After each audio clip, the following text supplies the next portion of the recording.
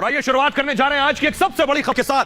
पूरे दिन आपने हरे हरे नोटों की गड्डियां देखी, लेकिन मैं आपको दिखाऊंगा काली कमाई का रहस्यमय किला। ये तस्वीरें तो आपने दिन भर देखी, लेकिन जरा एक नजर डालिए इन पे। ये देखिए जरा, ये गड्डियां मैं आपको बता रहा हूं, फुल स्क्रीन जरा तस्वीरें दिखाऊं और गिनिए जरा इस तिजोरी में कितनी गड्डियां थी। गिनिए जरा, हेडर निकालूंगा, देखिए गिनिए कितनी गड्डियां हैं। 31, 37, 43, 45 गड्डियां मैं इस वक्त देख पा रहा हूं। आप भी बेशक अपनी टेलीविजन स्क्रीन पर इन गड्डियों को गिन सकते हैं। ये गड्डियां तिजोरी में रखी हुई थी, ये नोटों के बंडल तिजोरी में मौजूद थे। आइए अगली तस्वीर में आपको दिखाता हूं।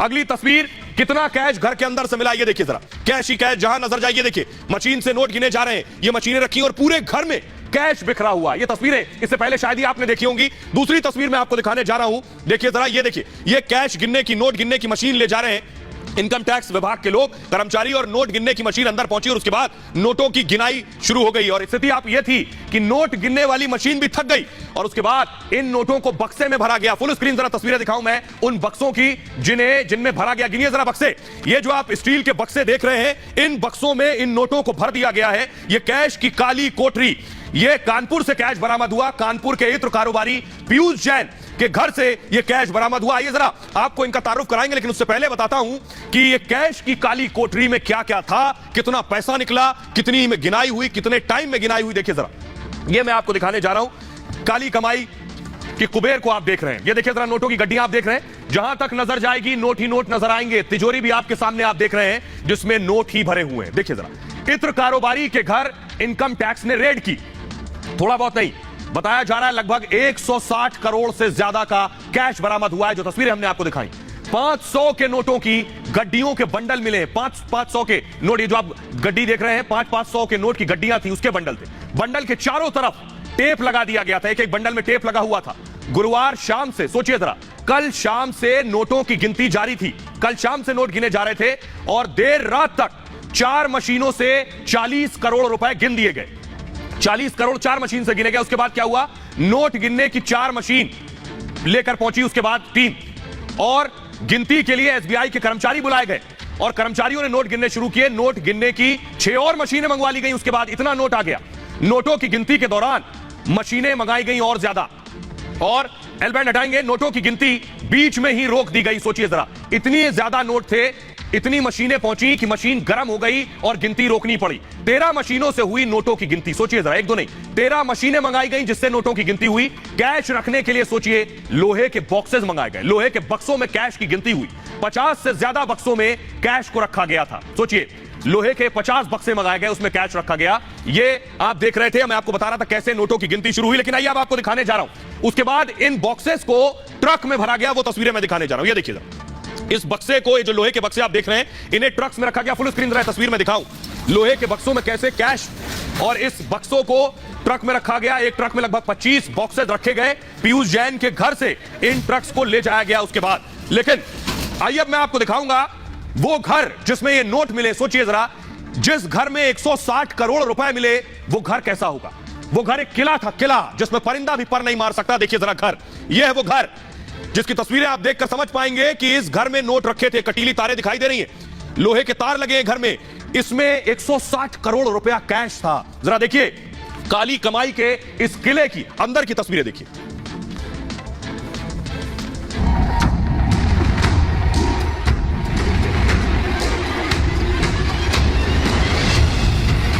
यह है काली कमाई का किला।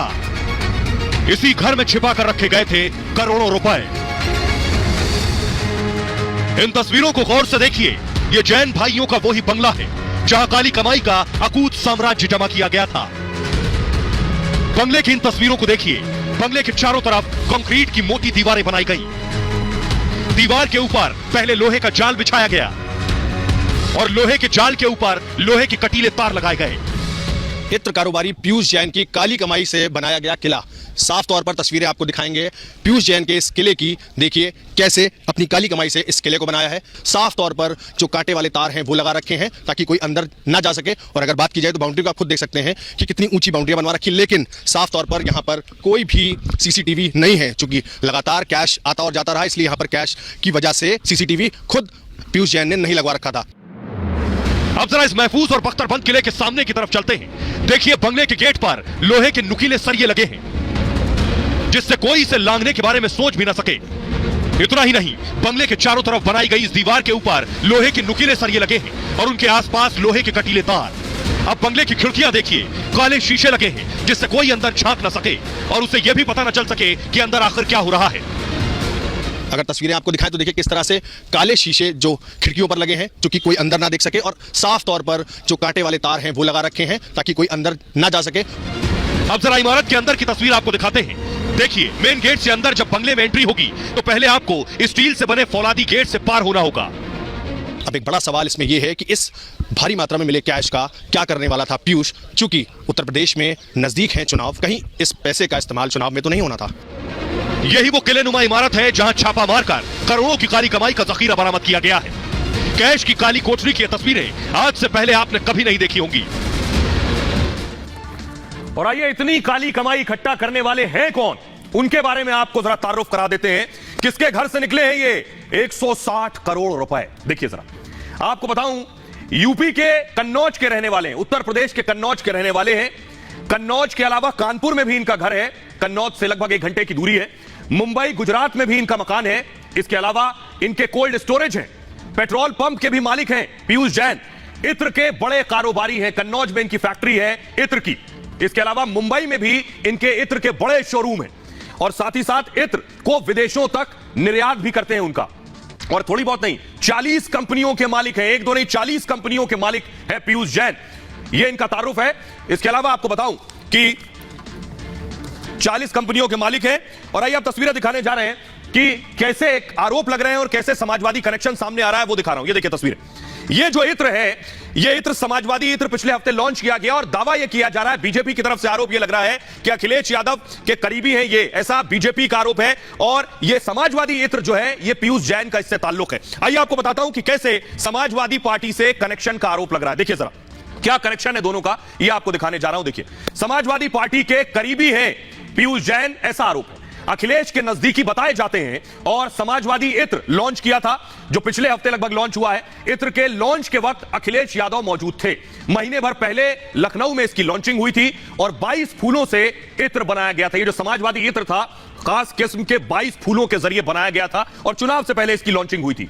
समाजवादी पार्टी के एमएलसी हैं एक पंपी जैन। पंपी जैन से करीबी रिश्ता बताया जाता है पीयूष जैन का। लेकिन आपको बताऊं कि अखिलेश यादव ने इस पर सफाई दी है। उनका कहना है कि उनका कोई ताल्लुक नहीं है इनसे। देखिए अखिलेश यादव ने क्या कहा, ये आपको बताएं उससे पहले जरा रिपोर्ट देखिए। बीजेपी अब समाजवादी पार्टी पर हमलावर है, देखिए रिपोर्ट। और अभी तक इन्हीं का इंतजार था कि इनकम टैक्स कब आएगा डिपार्टमेंट।